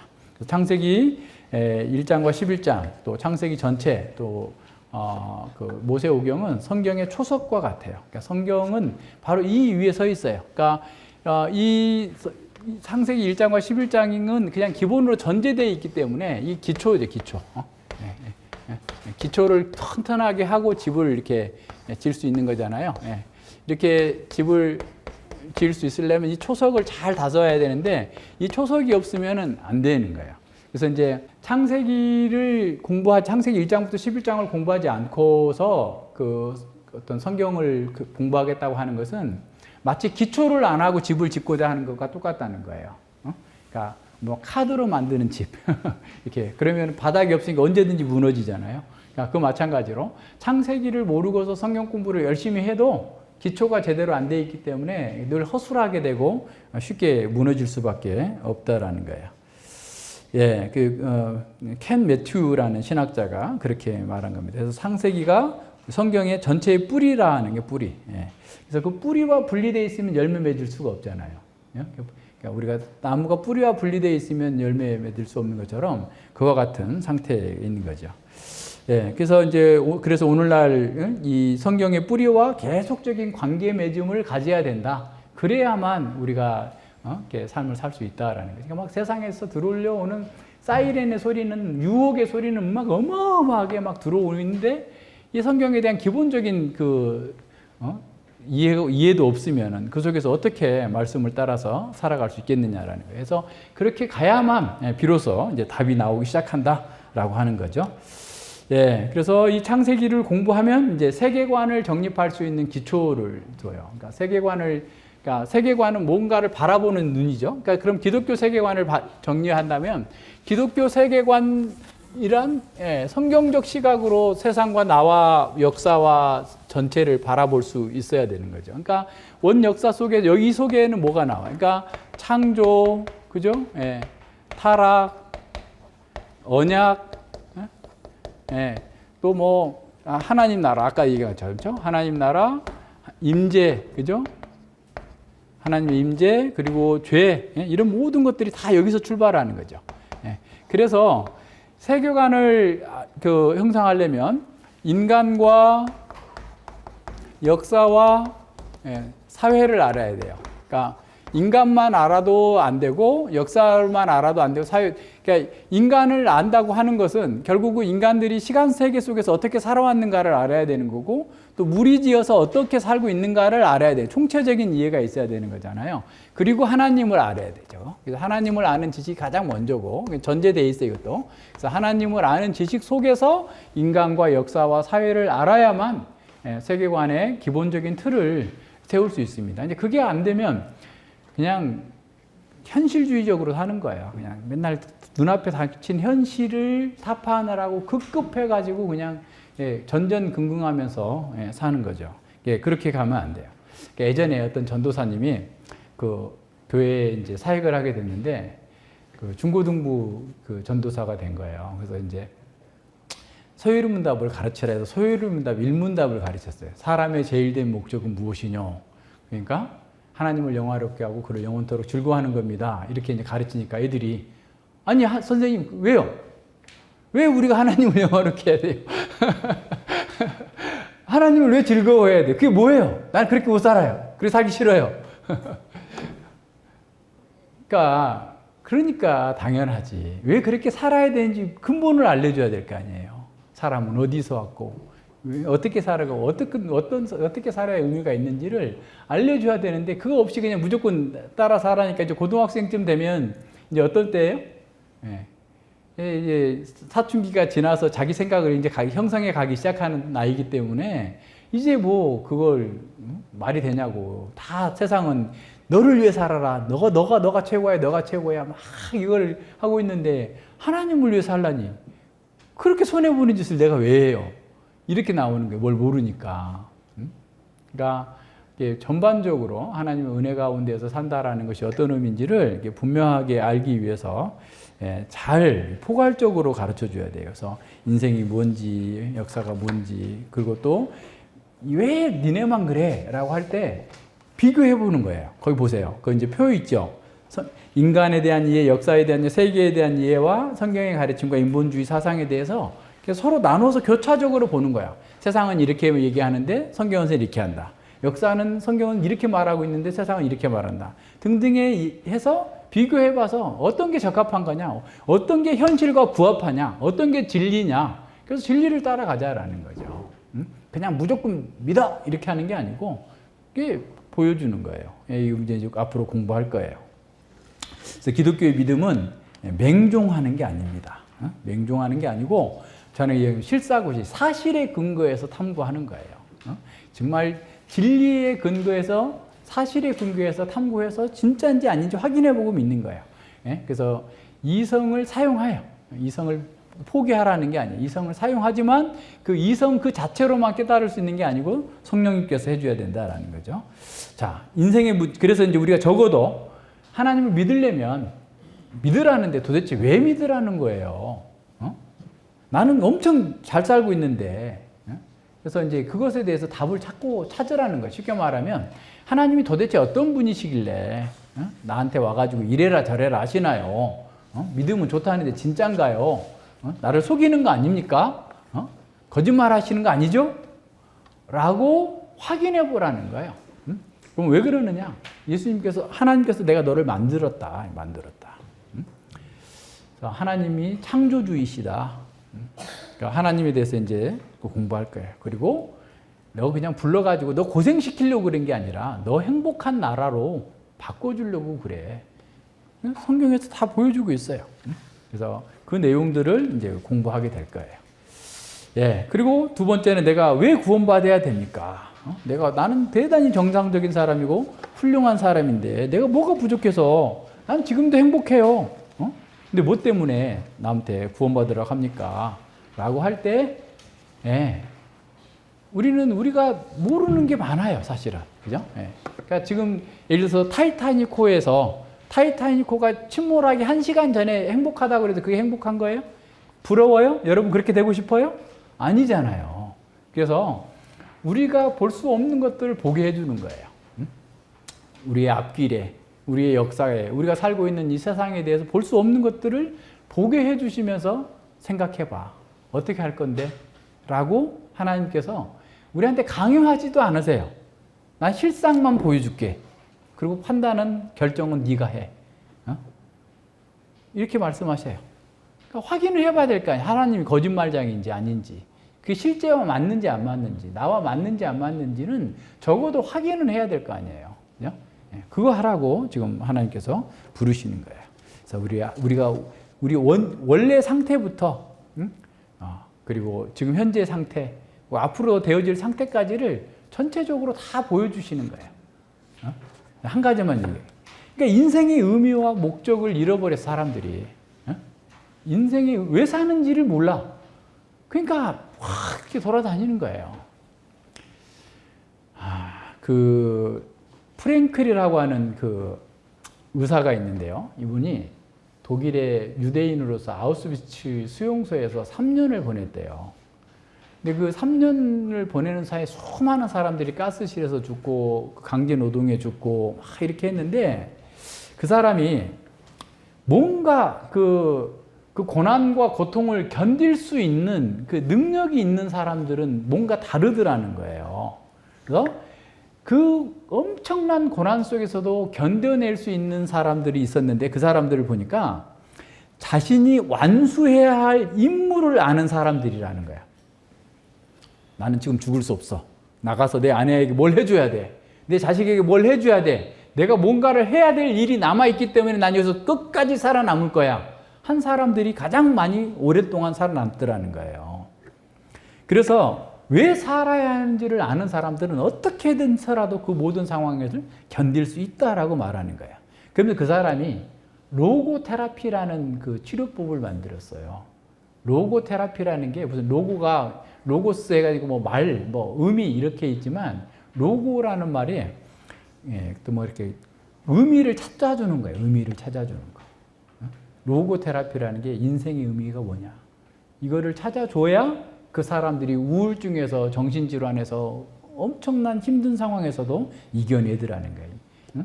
그러니까 로고스라는 말이 이성이나 말이나 이런 게 아니고 의미를 찾아준다. 의미를. 그래서 그 사람은 이렇게 얘기합니다. 오늘날 대량으로 발생하는 신경증은 실존적 진공 상태 때문에 그렇다는 거예요. 실존적 진공 상태란 인생에 의미가 있다는 의식 자체를 잃어버린 거야. 그냥 사는 거야. 그냥 사네. 그래서 그분은 자기 환자들한테 당신 왜 자살하지 않았습니까? 첫 마디가 그거예요. 환자를 딱 하고 충격을 주는 거죠. 당신 왜 자살하지 않고 이렇게 힘든데 살았어? 이렇게 묻는 거야. 그럼 자기 말을 막 할 거 아니야. 그럼 거기서부터 출발해가지고 이렇게 설명을 하면서 치료를 했대요. 그래서 그게 로고 테라피라고 그래서 아예 그냥 그 의학 용어 사전판 일반 사전에도 나와요. 삶의 의미를 찾아주는 테라피라고 해가지고 이게 나와. 인생의 의미를 잃었어. 인생의 의미를 알려면 어떻게 해야 돼요? 내가 어디서 왔는지, 왜 존재하는지, 무엇을 위해 살아야 되는지, 내가 어디로 갈 건지를 알아야 지금 여기서 뭘 할 줄을 아는 거지. 인생의 의미를 모르니까 사람들이 다 중독에 빠지는 거예요. 그냥 자기 행복을 위해서 그냥 계속해서 마약에 빠지고 술에 빠지고 뭐에 빠지고 계속 엉뚱한 데 빠지는 거예요. 인생의 목적을 상실해 버리니까 오직 자기밖에 안 남고 자기가 자기를 행복하게 할 수가 없어요. 그러니까 계속 외부의 것에 의존하고 약물에 의존하다가 결국 고통에 빠지게 되는 겁니다. 그래서 인생의 의미를 알지 못하는 사람들이 권태와 중독과 자살로 간다라는 거예요. 그래서 그 의미를 이번 창세기 공부를 통해서 우리는 알게 되는 거예요. 알 수 있어요.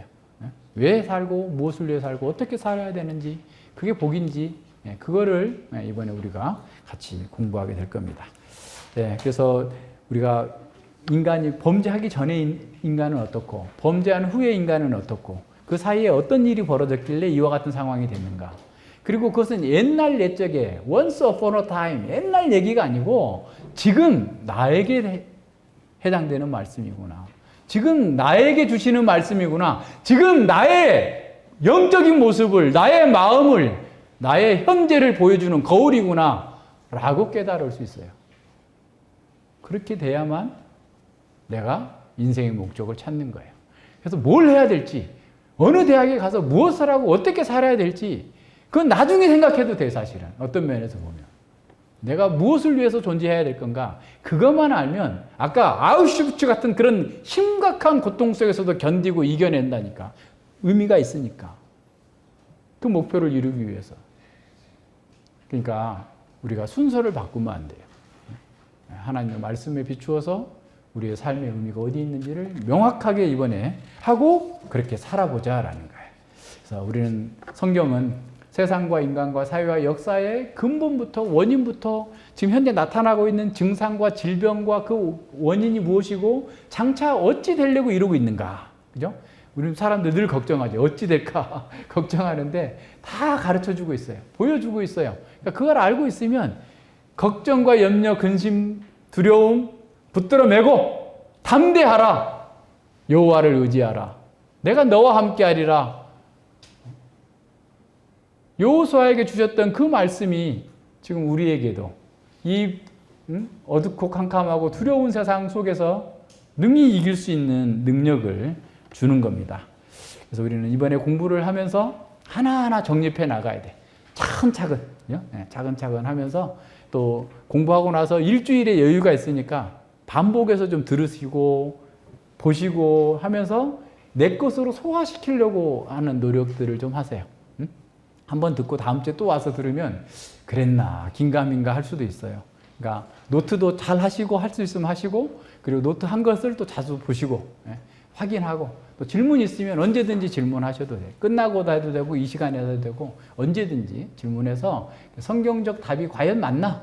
내 현실과 맞나? 이 문제를 어떻게 해결할 수 있을까에 대한 분명한 답이 있습니다. 그러니까 이번에 정말 기도 많이 하시고 또 저를 위해서도 기도 많이 해주시고 또 함께 참여하는 사람들 모두가 다 정말 진리가 너희를 자유케 하리라 라고 하는 말씀대로 진정한 자유, 평안과 기쁨, 안식을 누리면서 하나님께 영광이 되고 또 우리 이웃들에게는 평화, 평강을 전하는 그런 기회가 되기를 바랍니다.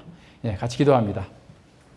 하나님 아버지 감사드립니다. 주께서 저희들에게 은혜 주셔서 참으로 어둠 속에서 자기도 모르고 세상도 모르고 역사도 모르고 그저 우리에게 주어져 있는 현실의 문제를 해결하느라 아주 뼈아프게 뼈빠지게 수고하며 달려왔습니다.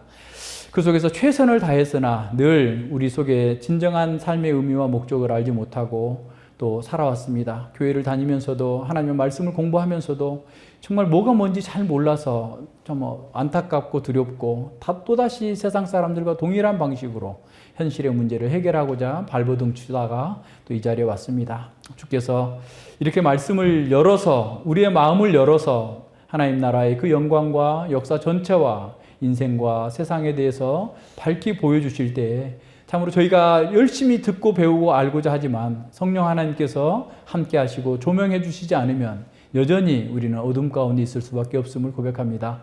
겸손히 주님께 엎드리고 기도하면서 준비하고 또 말씀을 듣기를 원하오니 주께서 말씀을 들을 때마다 참으로 저희가 알지 못했던 것을 알게 하시고 보지 못했던 것을 보게 하시고 주님께서 우리에게 허락하신 그 구원의 기쁨과 그 영광을 누리면서 주님께 찬양과 영광을 돌려드릴 수 있도록 함께하여 주시옵소서. 저희들 마음과 생각 속에서 주님께서 이루시는 그 거룩한 역사들을 위하여서 더욱더 준비된 마음으로 깨끗한 심령으로 말씀을 잘 받을 수 있도록 준비되어서 이 자리에 나올 수 있도록 함께하여 주시옵소서. 들은 말씀들을 다시 한번 돌이켜보고 생각하면서 참 하나님께서 예수님께서 내가 길이요 진리요 생명이니 나로 말미암지 않고는 주님 하나님께로 나올 자가 없느니라라고 말씀하셨사오니 우리가 먼저 주의 말씀을 듣고 배우고 그 생명의 하나님께로 더 가까이 나아가는 복을 누릴 수 있도록 이끌어 주시옵소서.